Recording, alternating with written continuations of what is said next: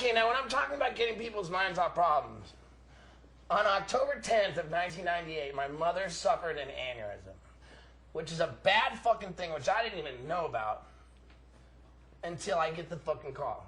Get on a plane. Get on a plane. I'll never forget my mom's face. Like, she was scared. She didn't know what was going on. She was in a coma for 6 months. Sorry, 6 weeks. She had her fucking skull open like a fucking soft-boiled egg. Twice. She had fucking goddamn this coiling fucking brain surgery.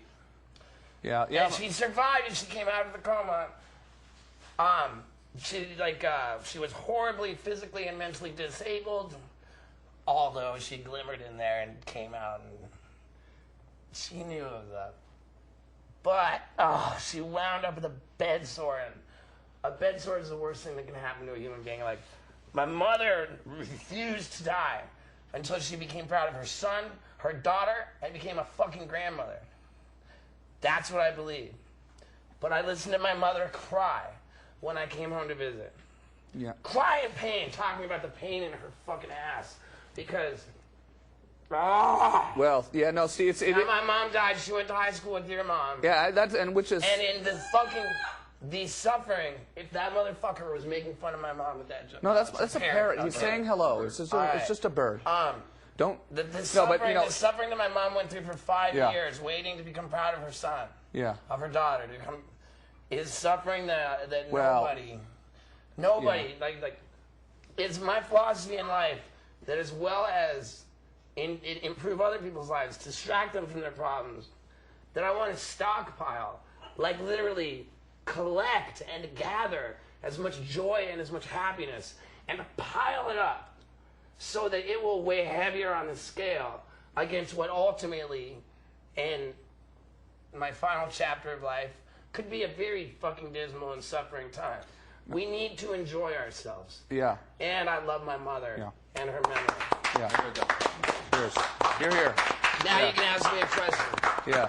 And I love that our moms went to high school together. I love that too. I hope your mom's watching right now. Yeah, well... Because I love her just for knowing my mom and for caring enough to reach her. I got phone calls. My mother lives I got phone calls like... My mother lives on a lake outside of Ottawa. They don't have high... And you were never as mean to your parents as goddamn Bear. And you were, like really legit about it, too. I like the way you pick on your parents. Well, my mother emailed me... I don't know what Ben's going to do to his mom and dad next week, but come on, Tom. I honestly live my life extremely deliberately for the purposes of keeping it important after it's over. Yeah. Like, we're all going to be dead, and to me, that idea sucks. And if you don't like me or what I stand for, then suck my dick, motherfucker, because you'll be just as dead as me, and your great-grandchildren are probably going to think I'm the fucking man. You think about that a lot, death? Yeah, we were saying... Very much I think about death. We were talking about before the show. You wanted to talk about death. I wrote it on my hand. Now, I live my life. How did I get into what I do? How did I get into what I do? My father was a big corporate executive. Nabisco. At one point, he was the president of Nabisco. Nabisco. Shreddies. I spoke my first words in Portuguese because at the age of 6 months, after being born in London, England, my family moved to Brazil because my father was the president of Pepsi Cola in all of Brazil. Yeah. And I was raised by servants, much like Tarzan was raised by apes. Right. And I spoke my first words in Portuguese, but whatever.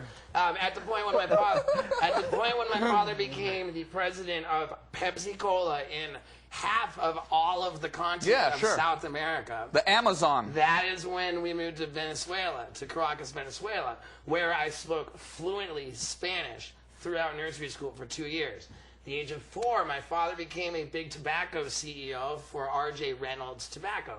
And that's when I moved to Connecticut, did 2 years of kindergarten in Darien, Connecticut. I became American. Oh, really? At that point? That's the first time I lived in them. I fucking never set foot in America, I don't think, until I was 4. Yeah. Then when I was 6 years old, my dad still... I might be jumbling up Pepsi. You're 6. You're still good. 6 years old, moved to Miami.